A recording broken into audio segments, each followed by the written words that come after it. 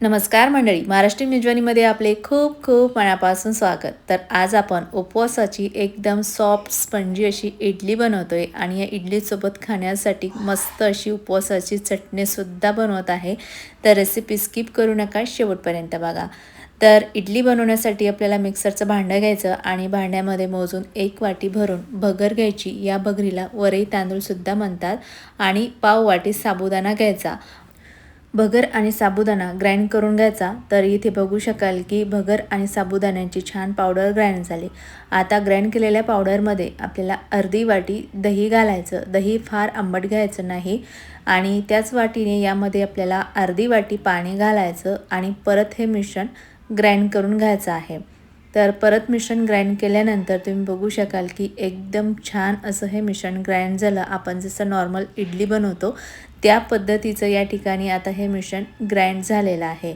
तर आता हे ग्राइंड केलेलं मिश्रण आपल्याला एका बाउलमध्ये काढून घ्यायचं आणि त्यानंतर हे मिश्रण चमच्याने मिक्स करून घ्यायचं आहे. आणि इथे आपलं हे इडलीचं मिश्रण थोडंसं घट्ट वाटत आहे, त्यामुळे यामध्ये अगदी थोडंसं 1 ते 2 चमचे पाणी घालायचं आणि परत हे मिश्रण मिक्स करून घ्यायचं. मिक्स करून घेतल्यानंतर या मिश्रणाचा तुम्ही थिकनेस बघू शकता की हे मिश्रण खूप पातळ नाही आणि खूप घट्ट नाही, असं मीडियम थिकनेस या मिश्रणाचं आहे. तर आता हे इडलीचं मिश्रण आपल्याला 10 ते 15 मिनटासाठी झाकून ठेवायचं आहे. तर इथे 15 मिनटं झाली आहे आणि 15 मिनटात तुम्ही बघू शकाल की अगोदरच्यापेक्षा हे मिश्रण थोडं घट्ट झालेलं आहे. तर मिश्रण छान मिक्स करून घ्यायचं आहे आणि त्यानंतर या मिश्रणामध्ये अर्धा चमचा मीठ घालायचं आणि 1 इनोचं पाऊच घेतलेलं आहे, ते पूर्ण मी या मिश्रणामध्ये टाकलेलं आहे. त्यानंतर यामध्ये थोडंसं पाणी घालायचं आणि टाकलेले मीठ आणि इनो पावडर आपल्याला या मिश्रणामध्ये मिक्स करून घ्यायचं. मिक्स केल्यानंतर तुम्ही बघू शकाल की इनो पावडरमुळे हे मिश्रण छान फुललेलं आहे. असं मिश्रण फुललं की लगेच आपल्याला इडली पात्रामध्ये टाकून घ्यायचं. तर मिश्रणामध्ये इनो पावडर टाकण्या अगोदर आपल्याला इडली पात्रामध्ये पाणी गरम करायला ठेवायचे आणि इडली पात्राला तेलसुद्धा लावून घ्यायचे आणि त्यानंतर इडली पात्रामध्ये तयार केलेलं मिश्रण असं टाकून घ्यायचं. आणि त्यानंतर इडली पात्रातल्या पाण्याला उकळी आली आहे. आता या इडली पात्रामध्ये इडली प्लेट ठेवून द्यायची आणि तयार केलेल्या मिश्रणामध्ये इथे 8 इडल्या तयार झाल्या. तर आता ह्या इडल्या आपल्याला मिडियम आचेवर 10 मिनटं वाफवून घ्यायच्या.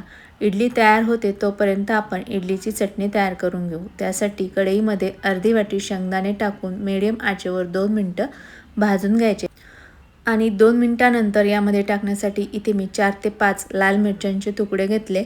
लाल मिरच्या आणि शेंगदाणे भाजण्यासाठी यामध्ये थोडंसं तेल घालायचं आणि कढईमध्ये शेंगदाणे आणि लाल मिरच्या मिक्स करत परत 2 मिनटं भाजून घ्यायचं. 2 मिनटामध्ये शेंगदाणे आणि मिरची भाजून झाली. भाजलेली मिरची आणि शेंगदाणे एका प्लेटमध्ये काढून थंड करून घ्यायचे. थंड झाल्यानंतर मिक्सरच्या भांड्यामध्ये टाकायचे आणि यामध्ये पाव चमचा जिरं टाकून हे जाडसर वाटून घ्यायचं. तर इथे शेंगदाणे आणि मिरची व्यवस्थित अशी जाडसर ग्राइंड झाली आहे. आता यामध्ये आपल्याला चवीपुरतं अर्धा चमचा मीठ टाकायचं, 1 चमचा साखर टाकायची, त्यानंतर 3 चमचे यामध्ये दही टाकून घ्यायचं आणि थोडंसं पाणी घालायचं आणि परत ही चटणी आता ग्राइंड करून घ्यायची. तर इथे चटणी ग्राइंड करून घेतलेली आहे. ग्राइंड केल्यानंतर तुम्ही बघू शकाल की एकदम छान अशी चटणी ग्राइंड झाली आहे. चटणीला रंग खूप छान आलेला आहे. आता ही ग्राइंड केलेली चटणी आपल्याला एका बाउलमध्ये काढून घ्यायची. त्यानंतर एका चमच्यामध्ये 1 चमचा तेल गरम करून घेतलं. तेलामध्ये पाव चमचा जिरं टाकून घ्यायचं. जिरं छान तडतडलं की हा जिऱ्याचा तडका चटणीमध्ये टाकून घ्यायचा आणि मिक्स करून घ्यायचा. तर या ठिकाणी खूप मस्त अशी आपली उपवासाची चटणी तयार झालेली आहे. आता ही चटणी आपण बाजूला ठेवून देऊ. त्यानंतर इथे इडलीला 10 मिनटं वाफवून झाली आहे. 10 मिनटात खूप मस्त अशी इडली तयार झाली. गॅस बंद करायचा आणि ही इडली थंड करून घ्यायची.